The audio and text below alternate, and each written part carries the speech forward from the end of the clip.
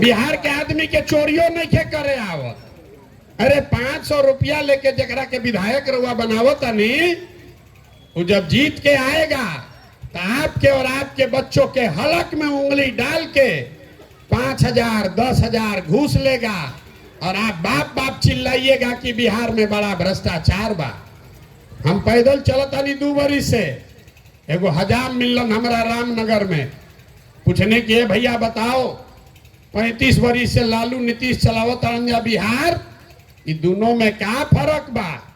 तो कहलस बहुत बढ़िया बात है भैया, हम तो हजाम हैं, अपने भाषा में बताई 35 बरिस के लालू नीतीश के राज में कोई फर्क नहीं है। जनता का हजामत तो दोनों में पूरा पूरा बनल बा। खाली फर्क इतने बा कि लालू के राज में जनता के हजामत अपराधी सब बनावत रहस, और नीतीश के राज में हजामत अब अधिकारी सब बना रहल बा सब। लालू जी के राज में अंधेरा होने के बाद अपराधी सब गन लगाकर लूटता था। आई नीतीश भाजपा के राज में अधिकारी सब ब्लॉक में थाना में दीने में कलम लगा के लूटता सब। कोई ऐसा आदमी नहीं खान जे कि थाना में ब्लॉक में चल जा उनका 2,000 देले बगैर काम हो जाए। लेकिन 5 बरिस घूस देला के बाद, कष्ट कटला के बाद अभी भाजपा के आयल बड़न विधायक वोट मांगे तो सब आदमी अपन दाखिल खारिज के कष्ट भुला गए। अब नीतीश कुमार में उनका खराबी नहीं खे दिखत, अब उनका दिखत अब भूमिहार के है आगरा के है पिछड़ा के है। अब उनके के जाके वोट दी हन, तब वोट दी हन तब चुनाव के बाद नीतीश के लोढ़ा खई हन। यह कहे आइल बानी, न सुधरिएगा आप, क्योंकि आपको सुधरना ही नहीं है। जब आपको अपने और अपने बच्चों की चिंता नहीं है, वो आदमी दूसरे का चिंता क्या करेगा?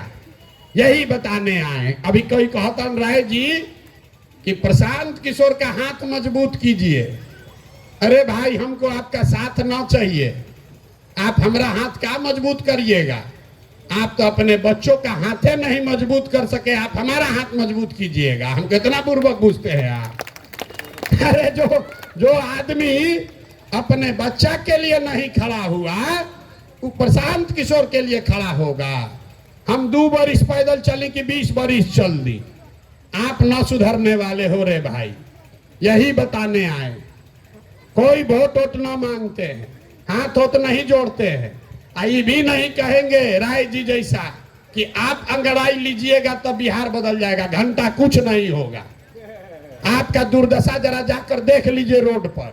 हम आ रहे हैं गाड़ी से, इससे पिछड़ा इलाका कोई नहीं दिख रहा। काची के अंगड़ाई, खाली घर बैठ के अंगड़ाई लिया था। आपका दम कुछ नहीं है, आपका दम कुछ नहीं है। अगर दम होता तो ये जो नेता सब आप पर राज कर रहा है, इसको उखाड़ कर आप फेंक देते, लेकिन आपको दम नहीं है। कहता है बिहार में एक बिहारी 100 पर भारी। हम कहते हैं आपसे ज्यादा कोई कमजोर नहीं है। एगो गुजराती 100 गो बिहारी के मजदूर बना के खटावत ऐसे आदमी मोछ ऐठा ताड़न। एक बिहारी 100 पर भारी। आ लड़का भोजपुरी गाना सुन के नाचत आ हो गइलन सब मजदूर। मेरे भाई, आपके पुरखों की ताकत थी। यही बिहार है जो कभी ज्ञान का भूमि था। दुनिया भर से लोग यहाँ पढ़ने आते थे, लेकिन आज आपका हमारा जो बिहार है, ये मजबूत लोगों का बिहार नहीं है, ये मजदूरों का बिहार है, अनपढ़ों का बिहार है। हर घर से लड़का बाहर गया है पलायन करके 10,000 रुपया के रोजी रोटी के लिए। तो अगर इसको सुधारना है तो जगिए, आपके पास ये अवसर है। आदमी कहता हन कि 25 में जन सुराज के जितावल जाए। अरे भाई, अभी लक्ष्मी पूजा बाद दिवाली में लक्ष्मी जी के बुलावे खातिर क्या कइल जाला?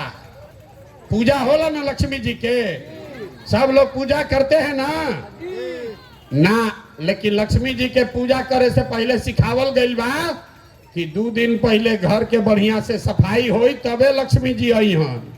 तो अगर 25 में जन सुराज का समृद्धि लाना है तो अभी उपचुनाव में ये जितना ही कूड़ा करकट बारंजा झाड़ू मार कर इनको बाहर कीजिए, तभी आपका भला होगा, न तो भला होने वाला नहीं। होना चाहिए कि नहीं होना चाहिए? एक अभी हथवा उठा के बोले कोई नेता काम नहीं किया है, तो अब बोलिए कि जो नेता काम नहीं किया, जिन नेताओं ने आपके बच्चों को लूटा है, जिन नेताओं ने आपके बच्चों को अनपढ़ मजदूर बनाया है, उसको वोट दीजिएगा कि नहीं दीजिएगा? हाथ उठाकर बोलिए दीजिएगा कि नहीं दीजिएगा। एक एक आदमी हाथ उठाकर बोलिए दीजिएगा कि नहीं दीजिएगा? नहीं ना दीजिएगा, नहीं ना दीजिएगा। अब दीजिएगा तो अपने बच्चों का पाप का भागी कौन होगा? आप खुद होइएगा। जन सुराज को अच्छा लगे तो जन सुराज को दीजिए, नहीं अच्छा लगे तो कोई बात नहीं, निर्दलीय को दो। वो भी अच्छा न लगे, नोटा पर बटन दबाइए। लेकिन जिन नेताओं ने आपको और आपके बच्चों को लूटा है, उसको वोट मत दीजिए। यही बात बताने आए हैं। अब इतना देर आप हमारा बात सुन लिए। हम 2-2.5 बरिस से पैदल चलत रही। 5 दिन आप जाते हैं बाबा धाम, आपका हाथ पैर फूल जाता है। हम 2 बरिस से पैदले चल देनी। कैसे चलता नहीं? ये चल रहे हैं ऊपर वाले के कृपा से और आप जैसे लोगों के दुआ और आशीर्वाद से। तो जो समाज के जगावे समझावे के काम शुरू कैले बानी, अगर आपको लगता है कि ठीक काम कर रहे हैं तो और कुछ नहीं, वोट जिसको देना है दीजिए, लेकिन अपना आशीर्वाद अपने बेटे प्रशांत किशोर को हाथ उठाकर एक बार आशीर्वाद दीजिए और बताइए कि ये प्रयास होना चाहिए कि नहीं होना चाहिए। जरा जोर से बोलिए, पीछे के लोग तक बोलना है, ये होना चाहिए कि नहीं होना चाहिए? होना चाहिए। अरे तो इतना देर से सब कड़वा कड़वा बात कहनी, करैला ऐसा कड़वा बात बोलनी, फिर भी आप हमको आशीर्वाद दे रहे हैं। तो जाने से पहले 2 मीठा बात सुनकर जाइए। भगवान ने हमको जो शक्ति बुद्धि पैसा साधन दिया है, लोग कहता है कि हम जिसको सलाह दे दें, जिस जेकरे हाथ पकड़ ली वही आदमी जीत के राजा हो जाएगा। तब की हाली संकल्प लेके आइल बानी, जितना शक्ति भगवान देले बाड़ा, अगला 2 बरिस में पूरा बिहार पैदल चल के यहाँ पर ऐसा व्यवस्था बनाएंगे जिसमें लालू का राज नहीं, नीतीश का राज नहीं, मोदी का राज नहीं, प्रशांत किशोर का भी राज नहीं। 2025 में आपका जनता का राज कायम होना चाहिए। होना चाहिए कि नहीं होना चाहिए? जोर से बोलिए, होना चाहिए कि नहीं होना चाहिए? होना चाहिए ना। तो जब ये जनता का राज 2025 में बनेगा तो नाल एक 2-3 संकल्प बा याद कर लीजिए। नाली गली बने चाहे मत बने, स्कूल अस्पताल जब सुधरी तब सुधरी, लेकिन पहला संकल्प है कि साल भर के अंदर जितना आपके घर का बाल बच्चा गया है बाहर मजदूरी करने, जो बच्चे यहाँ बेरोजगार बैठे हैं, उसको नौकरी हो या न हो, लेकिन सभी के लिए कम से कम 10 से 12 हजार रुपया के रोजी रोजगार का व्यवस्था यहीं पर करके दे दिया जाएगा। होना चाहिए कि नहीं होना चाहिए? होके चाहिए तो जोर से बोलिए, होना चाहिए कि नहीं होना चाहिए? तो आपकी हाली छठ में लड़का है, यह सन छठ में आपका पति आपका भाई आएगा तो उसको बोल दीजिएगा कि अगला बरिस छठ में जब आईबा 2025 के छठ में आईबा तो फिर मजदूरी करे खरे खातिर बिहार से बाहर ना जाए पड़ी। प्रशांत किशोर का वादा आपसे है। और यहाँ जितना लोग 60 बरिस से ज्यादा उम्र के हैं, नीतीश कुमार 400 रुपया का आपको भीख दे रहा है। महंगाई के जमाना में 400 रुपया दे रहा है, अपने बैठा है कोठी में, गरीब आदमी को दे रहा है 400 रुपया।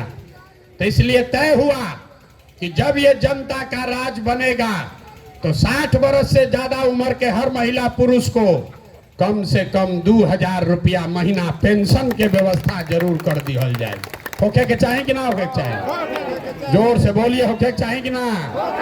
ना बोलिएगा तो ना हो। जोर से बोलिए, होने के चाहिए कि नहीं चाहिए? 2000 होके के चाहिए ना। तीसरा और अंतिम संकल्प, ये पैसा से गरीबी ना दूर हो। गरीबी दूर तब हो जब लड़कन के पढ़े के व्यवस्था हो। गरीब का बच्चा जब पढ़ने जाता है सरकारी स्कूल में तो या खिचड़ी खा के घरे चल आवता लड़का पढ़ते नहीं थे। हमनी के देखी यही जे सरकारी स्कूल में पढ़ल बानी जा, सरकारी स्कूल से पढ़ के यहाँ पहुंचे हैं। नीतीश लालू के सरकार में पढ़ाई का व्यवस्था पूरा बर्बाद कर दिया, गरीब का बच्चा सब मजदूर बन गया। तो जनता का जब राज अगले बरस बनेगा, तो जब तक सरकारी विद्यालय ना सुधरी तब तक आप अपने बच्चा को प्राइवेट स्कूल में भेजिए, अंग्रेजी स्कूल में, और उसका पढ़ाई का खर्चा फीस सरकार के ओर से भरा जाएगा। होके के चाहिए ना भाई, गरीब के बच्चा भी अंग्रेजी स्कूल में पढ़े के चाहिए ना, चाहिए कि नहीं चाहिए? तो हम आपसे मांगे कुछ नहीं, एक ही चीज मांग रहे हैं। जिन नेताओं ने आपको ठगा है, बर्बाद किया है, आपके बच्चों का जीवन लूटा है, चाहे आपके जात का है कि धर्म का, उसको वोट मत दीजिए, ना तो ऊपर वाला भी माफ नहीं करेगा। वोट नहीं ना दीजिएगा। जो ये लोग चोरी बदमाशी किया है उसको वोट नहीं ना दोगे भाई ना। भी बहुत आदमी हाथ नहीं कर उठावत ना, सुधरिए ना आदमी, हाथ उठा कर बोलिए, एक एक आदमी को हाथ उठाना है। वोट नहीं ना दीजिएगा चोर बदमाश को, जोर से बोलिए, दीजिएगा कि नहीं दीजिएगा? नहीं ना दीजिएगा। एक बार अपने बच्चों के लिए ईमानदारी रखिएगा ना। अब पैसा बाटी तो ले लेबे के बाद, जे पैसा देबे आई उनका से पैसा ले लेबे के बाद, ये गरीबे का पैसा लूट के बैठा है। पैसा लेने के बाद अंदर जाकर जेकरा के मन हो ओकरा के वोट दिया। लेकिन पैसा जो बांट रहा है गरीब का लूट के, सबसे पैसा ले लेना है, आप ही का पैसा है, याद रही ना। तो वोट केकरा के दिया है? अब किया ली जॉन सुराज के देवे से ना हुई। एक बार संकल्प लीजिए, एक बार जीवन में वोट नेताओं के बच्चे के लिए नहीं, अपने अपने बच्चों के पढ़ाई रोजगार के लिए देना है। देना है कि नहीं देना है? अपना बच्चा के लिए जरा जरा वोट देना। हाथ उठाइए तो जरा हाथ उठाइए, किसको किसको अपने बच्चों के लिए वोट देना है। आज नहीं उठावती नेताजी के बच्चा खाती दी हंजा ना मनी हंजा। अभी बोलिए हाथ उठाकर, अपने बच्चों के लिए वोट देना है कि नहीं देना है? देना है। तो एक बार मिट्टी के सम्मान खाती एक बार बोल दिया जाओ। हम बोलब जय बिहार, आपको बोलना है जय जय बिहार, जय बिहार। ना जाके आदमी में दम नहीं थे, अतना नेता सब चूस ले ले बड़ा सन कि मुंह में आवाजों नहीं खे निकला। बड़ा लूटा है यहाँ का नेता सब। एक बार पूरा ताकत से बोलिए जय बिहार। अब पीछे के आदमी सब झारखंड में रहते हैं, अरे बिहारी को क्यों गरियावत सन पूरा देश में। एक बार तो बिहार के नारा बोलो भाई, जय बिहार, जय बिहार, जय बिहार। घबराइए मत, एक बरस में आपको ये व्यवस्था बना कर देंगे, आपके बच्चों को पढ़ाई रोजगार के लिए बाहर नहीं जाना पड़ेगा। बहुत बहुत धन्यवाद।